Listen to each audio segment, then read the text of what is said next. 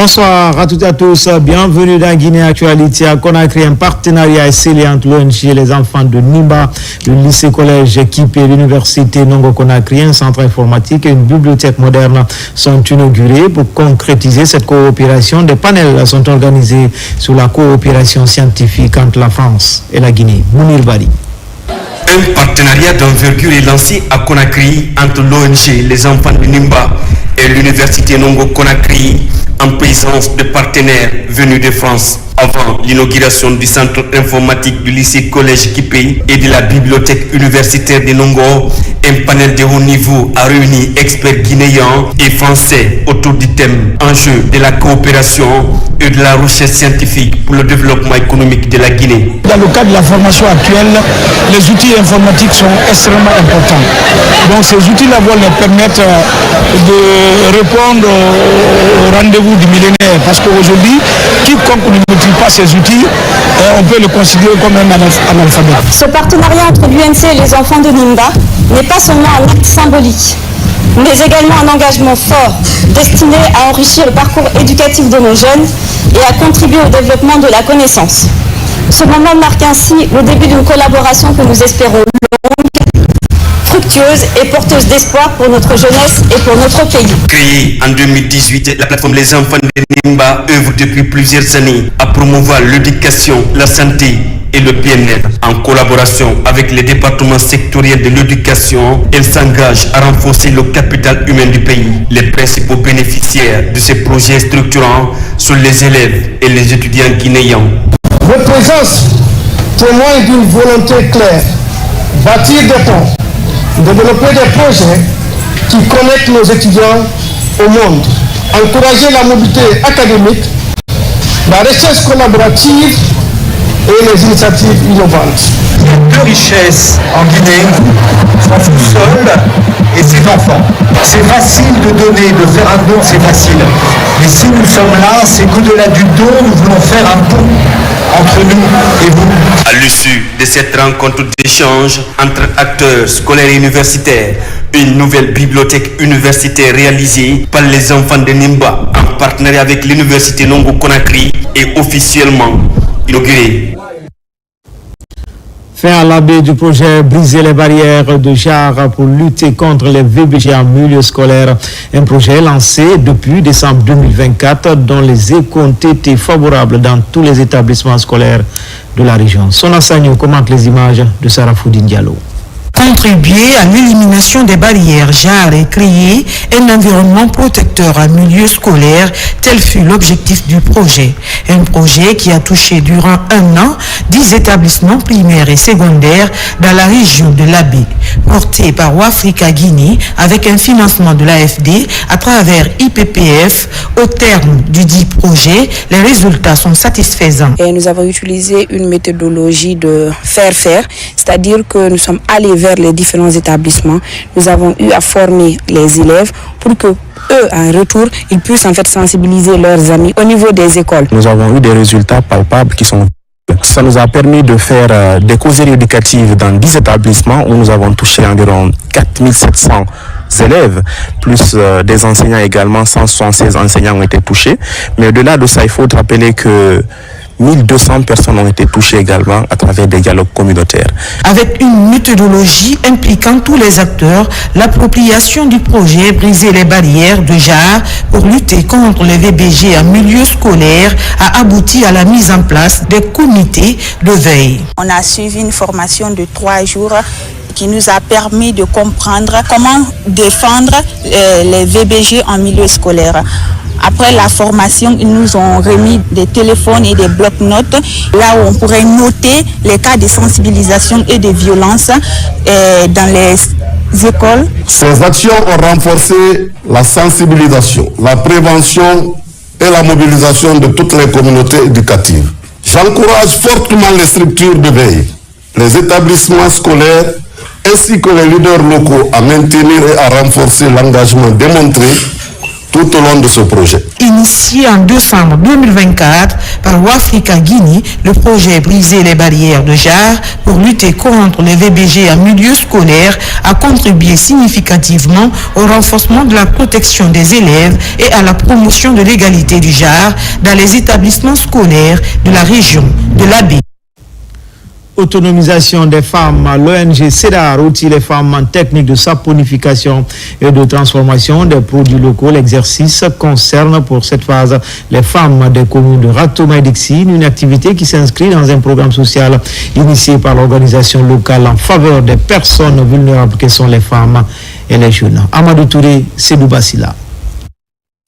Offrir une nouvelle chance aux jeunes sur le marché de l'emploi à travers l'apprentissage des métiers et le soutien des initiatives de création de valeur ajoutée à travers la transformation des produits locaux est le but de l'ONG CEDAR. Une structure de jeunes engagée à aider les diplômés sans emploi et les femmes à travers la saponification, la teinture, la manufacture et autres. Cette structure, nous l'avons créée notamment pour aider les femmes et les jeunes, afin de les former et pour les envoyer sur le marché de l'emploi, et une façon aussi pour nous de créer de l'emploi afin qu'ils puissent subvenir à leurs besoins. C'est une ONG qui est là pour assister, mais aussi les personnes vulnérables, faire des projets, faire des sensibilisations. C'est une ONG également qui évolue dans le cadre de l'assainissement et de la formation. Au-delà de cet objectif, l'ONG CEDAR vise également à lutter contre la pauvreté à travers un accès facile à l'éducation, à la santé pour tous et la protection de l'environnement. Je souhaite que nous soyons soutenus par le gouvernement même, par le gouvernement des bonnes volontés, pour que nous puissions former des gens, comme ce qu'on a commencé, former des gens, former des cadres guinéens. Vraiment, c'est ce qui est à la base de tout. Ce groupe a été créé par 6 personnes, aujourd'hui qui est à 100 et quelques personnes. Et nous souhaitons que ça aille de l'avant pour qu'on ait des milliers et des milliers de personnes. Pour ça, on appelle tous les Guinéens de venir nous soutenir, de venir adhérer à CEDAR. Cette cérémonie de lancement officiel des activités de la Coalition pour la défense des acquis de la République CEDAR a aussi été une occasion pour les responsables de la structure de procéder à la remise des diplômes de formation à la première promotion formée en saponification, transformation des produits locaux, technique de création de l'emploi et leadership transformationnel. Des panafricaines se concertent pour appuyer les actrices du monde rural dans la région de Kindia. Le concept prend forme et corps avec le mouvement panafricain des femmes rurales. La structure vient de tenir son congrès dans la capitale des agrumes. Les détails avec Yaya Silla, Fanalabaya Kamara. Pour la première fois depuis sa création, le mouvement panafricain des femmes rurales s'est réuni à Kindia, capitale des agrumes. Ces femmes leaders, qui sont toutes responsables de groupements et associations de femmes évoluant du secteur rural, plaident pour une agriculture foncièrement agroécologique. Chaque année, les leaders du mouvement se rencontrent pour faire le bilan de nos activités, nous donner des conseils pour la mise des différentes activités et aussi les perspectives. Durant ces 6 prochains jours, les participants échangeront sur des approches concrètes basées sur la pratique agroécologique et les droits des femmes rurales, tels que la promotion des pratiques agricoles résilientes, la préservation de notre patrimoine semencière et nourricière. Rencontre d'échanges d'expériences et de plaidoyer pour une souveraineté sémencière différente de celle génétiquement modifiée. Ce sont entre autres questions des thèmes abordés. Depuis la création de notre mouvement Nous sommes la solution, elle s'est imposée comme un acteur de changement, un catalyseur d'initiatives citoyennes et une voix forte pour les femmes rurales. Nous avons sémé des idées, cultivé des projets et récolté des victoires, parfois modestes, parfois éclatantes, mais toujours porteuses d'espoir. Vous venez parler du panafricanisme chez nous, discuter sur le panafricanisme, sur le développement des femmes rurales. Ça nous intéresse à plus d'un titre. Nos pères fondateurs ont parlé du panafricanisme. Aujourd'hui, notre président, Mamadi Doumbouya, leur a emboîté le pas. Créé en 2011 par 12 associations, dont celle de la Guinée, Nous sommes la solution compte aujourd'hui plus de 800 associations de femmes rurales et leurs leaders touchant environ 200 000 membres. Des organisations de la société civile et autres acteurs sociaux organisent une série d'activités dans le Grand Conakry. L'idée de renforcer la quiétude sociale et accompagner la croissance économique, mais surtout contribuer à la restauration du couvert végétal. Mikini Moussa Kamara.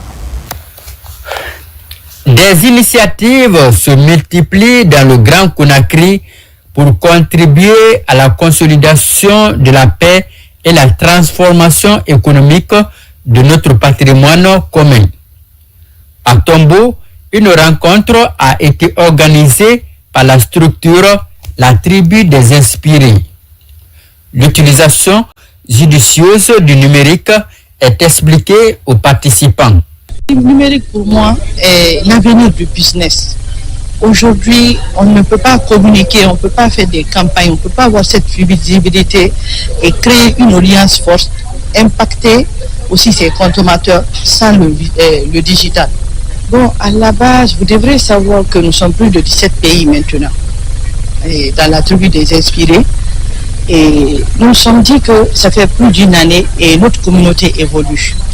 Il est temps qu'on se donne cette visibilité et il est temps qu'on montre que nous sommes là, que nous existons et nous impactons à travers LinkedIn. C'est ce qui nous a poussé à choisir ce jour du 29 comme un jour de rencontre pour tous les pays respectifs de la tribu des Inspirés. Pendant ce temps, la structure Let's Go and Environmental intensifie ses activités à Mania, dans la préfecture de Koya. Le réchauffement climatique est au cœur des débats. Si nous ne levons pas dès maintenant, nos vies sont en danger et même pas nos vies seulement. La vie de d'autres générations qui viendront après nous sont en danger. Donc, pour éviter tout ça, évitons de couper les arbres, évitons de salir l'environnement. Quand l'environnement est sale, petit à petit, ça meurt petit à petit aussi. À Koa, parce que à date, presque nous sommes dans toutes les communes de Conakry, de le Grand Conakry.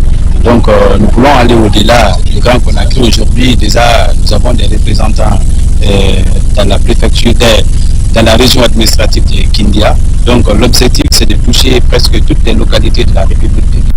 La Fédération pour la renaissance de l'axe T7 Kagbele organise ce match de gala dans le but de promouvoir le vivre ensemble. Si nous sommes tous réunis ici aujourd'hui, c'est pour assister à un match de gala, pas comme les autres, car ce match de gala marque le lancement officiel de notre mouvement citoyen, dénommé Fédération pour la renaissance de l'axe T7 Kagbele. Comme le nom l'indique, le dit mouvement a pour but de fédérer tous les mouvements existants sur l'axe T7 Kagbele et qui œuvrent sur le chantier de la paix et de la cohésion sociale. À la tannerie, une nuit est dédiée à l'unité nationale.